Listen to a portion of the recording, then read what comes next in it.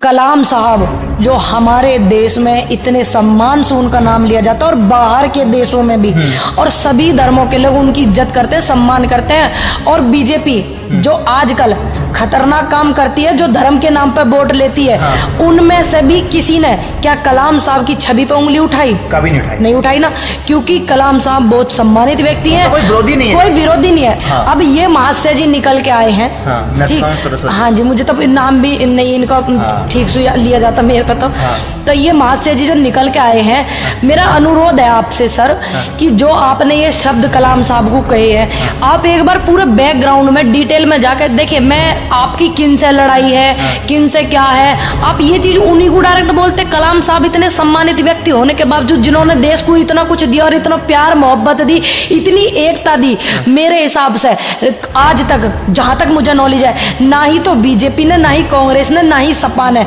कोई भी व्यक्ति ऐसा निकल के नहीं आया होगा जो कलाम साहब को विरोधी रहा हो। जय हिंद दोस्तों, मैं मोहम्मद अरबाज और मेरे सामने है पूनम पंडित। पिछले कई महीनों में, या स्पेशली अगर पिछले 15 दिन की बात करूं तो 3 चेहरे बहुत ज्यादा सामने आए। एक नरसिम्हानंद सरस्वती जो इस समय ट्विटर पे ट्रेंड कर रहे हैं, जब वो मुस्लिमों के खिलाफ जहर उगलते हैं। साथ ही साथ उन्होंने एक लड़का जो आज से पानी पीने के लिए गया था डासना मंदिर में, उसकी भी पिटाई की। उसी के बाद वसीम रिजवी जिसे कुरान की 26 आयत से प्रॉब्लम है। तीसरी वाइस चांसलर आपको पता होगा इलाहाबाद यूनिवर्सिटी की संगीता श्रीवास्तव। इन तीनों को कहीं ना कहीं इस्लाम से प्रॉब्लम। अगर मैं बात करूं ट्विटर पे जो पहला ट्रेंड कर रहा है पूनम मैम, वो कर रहे हैं अरेस्ट नरसिम्हानंद सरस्वती।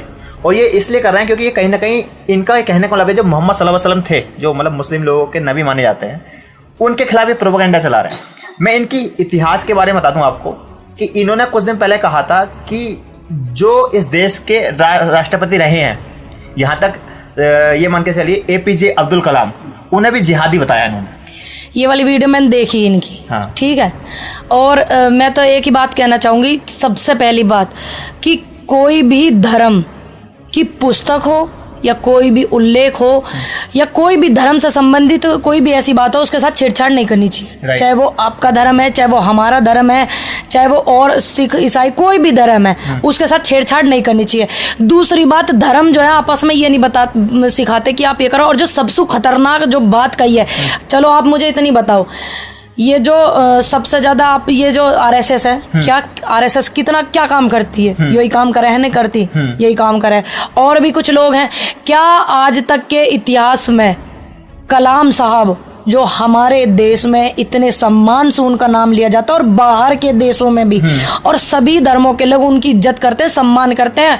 और बीजेपी जो आजकल खतरनाक काम करती है, जो धर्म के नाम पर वोट लेती है, उनमें से भी किसी ने क्या कलाम साहब की छवि पे उंगली उठाई? कभी नहीं उठाई। नहीं उठाई ना, क्योंकि कलाम साहब बहुत सम्मानित व्यक्ति हैं, कोई विरोधी नहीं है, कोई विरोधी नहीं है। वो जाने किस लिए जाम है कि आज तक उनके कोई विरोधी ना हुए। अब ये महाशय जी निकल के आए हैं, ठीक, हाँ जी, मुझे तो नाम भी नहीं इनका ठीक से लिया जाता मेरे पे तो ये महाशय जी जो निकल के आए हैं, मेरा अनुरोध है आपसे सर कि जो आपने ये शब्द कलाम साहब को कहे हैं, आप एक बार पूरे बैकग्राउंड में डिटेल में जाकर देखिए, मैं आपकी किन से लड़ाई है, किन से क्या है, आप ये चीज उन्हीं को डायरेक्ट बोलते। कलाम साहब इतने सम्मानित व्यक्ति होने के बावजूद, जिन्होंने देश को इतना कुछ दिया और इतना प्यार मोहब्बत दी, इतनी एकता दी, मेरे हिसाब से आज तक जहां तक मुझे नॉलेज है, ना ही तो बीजेपी ने, ना ही कांग्रेस ने, ना ही सपा ने, कोई भी व्यक्ति ऐसा निकल के नहीं आया होगा जो कलाम साहब को विरोधी रहा हो।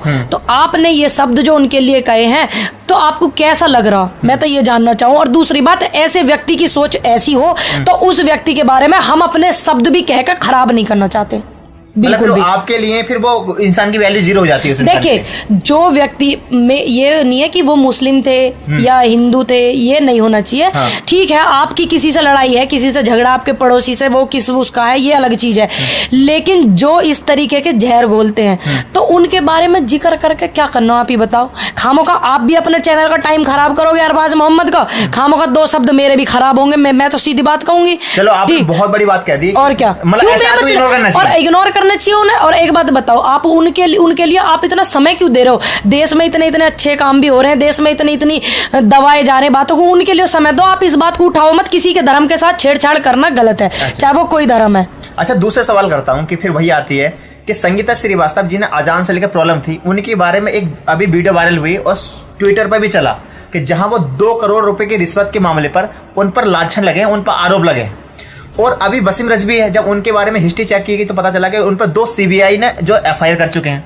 मतलब ऐसा क्या होता है? एफआईआर करने को इन्हें क्यों पकड़े हैं? क्यों पकड़ती है नहीं? ये देखो ना, ये एक बहुत बड़ा जांच का विषय है।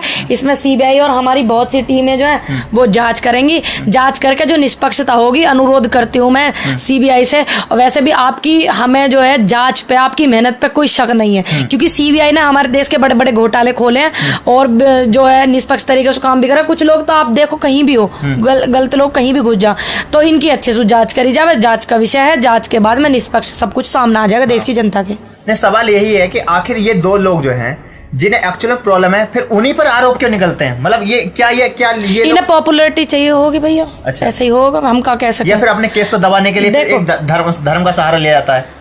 धर्म के जो धर्म का सहारा लेते हैं, हाँ। उस सोच के मानव के बारे में क्या वो करना? आप अपने दम पे लड़ो। आप क्यों धर्म के दम पे लड़ रहे हो?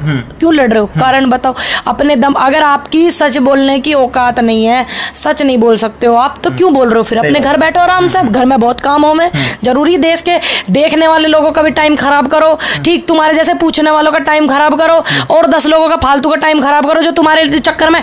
अब एक बात बताओ, क्या सीबीआई को और काम नहीं है? इनके चक्कर में पड़ी रहेगी सीबीआई? इनका कर्जा खा रखा सीबीआई ने, जो इनकी जांच पड़ताल करती रहे। इनकी तनख्वाह ले रही है सीबीआई, तो इन्हीं का काम है। उन्हें सीबीआई को और भी बहुत काम है देश के।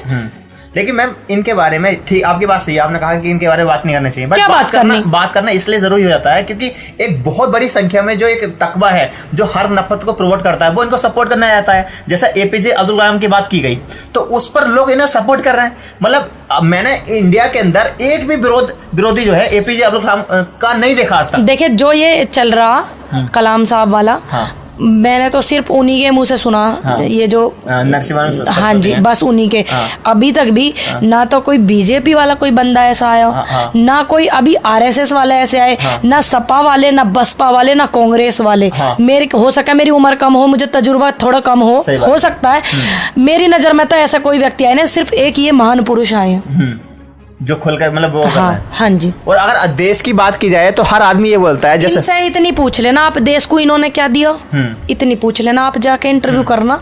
समय आप आंदोलन को, इनके हिसाब से तो ये लोगों अवेयर कर रहे हैं ना कि जिहादियों से बचो, पानी मत पिलाओ। भाई एक सोच हो ना। देखो मेरी तो इतना पता, आपकी फैमिली में मैं आया, आपके घर वालों ने, आपकी अम्मी ने पानी के लिए मुझे ऑफर किया, तो मैं आपकी अम्मी की बात मानूं या उनकी बात मानूं जो पानी नहीं पिलाना चाहिए उन्हें? किन की बात मानूं दोनों में से? आपका दिल किस बात को गवाही देगा?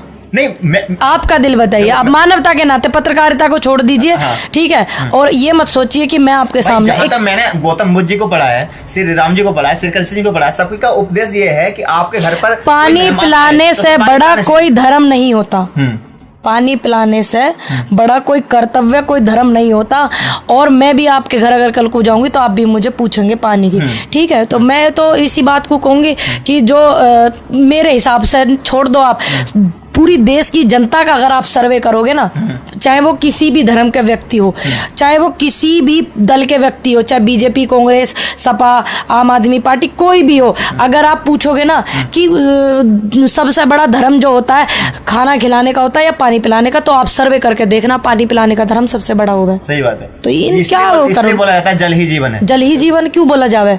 जो बड़े बुजुर्ग हैं हमारे, वो हमें कहावत दे के गए हैं, या जो हमारे इनमें वेदों में लिखा हुआ वो गलत थोड़ी है। तो वो बड़े बूढ़े हमारे कहावत दे के गए, जल ही जीवन है, तो वो ऐसी थोड़ी दे के गए। इसलिए हमारे चैनल की जिम्मेदारी बन जाती है कि हम पूनम पंडित की बात को सामने रखें, क्योंकि वही चीज समझने की कोशिश है कि झूठ जो है उसका प्रोपेगेंडा, उस पर हथियार है। कर लो ना, सर्वे कर लो कि सबसे बड़ा धर्म रोटी खवाने का हो या पानी पिलाने का, आप सर्वे कर लो, पता लग जाएगी। ठीक है, चाहे आदमी को आप भूखे को रोटी खिला रहे हो, लेकिन जब आप सर्वे करोगे तब मेरा मानना है आप देखना पानी ही सब बोलेंगे। तो मुझे उम्मीद है कि पूनम पंडित की बात आपको समझ में आई होगी। और ये चीज समझना, एक रिक्वेस्ट और है आपके चैनल के माध्यम से, आप किसी के बहकावे में ना आए, मेरी हाथ जोड़ के रिक्वेस्ट है, क्योंकि लोकतंत्र बहुत खतरे में, आप देख रहे हो। तो मेरे जितने भी देश के वासी हैं, आपको किसी धर्मवाद में नहीं बटना, किसी जातवाद में नहीं बटना, और यही इनकी सबसे बड़ी कमजोरी है। मेरे सभी धर्मों के, सभी जात, सभी बिरादरी और सभी देश की जनता से हाथ जोड़ के विनती है कि आपको बटना नहीं है, चाहे कुछ भी हो जाए, चाहे ये कितना ही आपको प्रताड़ित करें। और सच जो है ना वो उभरता है, झूठ का घड़ा फूटता है, फूट रहा है, आप देखते रहना, बस बटना मत। तो आप देख रहे थे पूनम पंडित को, जिन्होंने अपनी आवाज़ रखी। मुझे उम्मीद है इनकी बात जो है आपके दिल को घर करेगी और कहीं ना कहीं इस बात को शेयर करने के लिए मजबूर रहेगी। मुझे उम्मीद है ये वीडियो पसंद आई होगी। वीडियो पसंद आए तो शेयर कीजिए, लाइक कीजिए, कमेंट कीजिए। मिलता हूँ नई वीडियो के साथ, तब तक के लिए अपना ख्याल रखें। जय हिंद।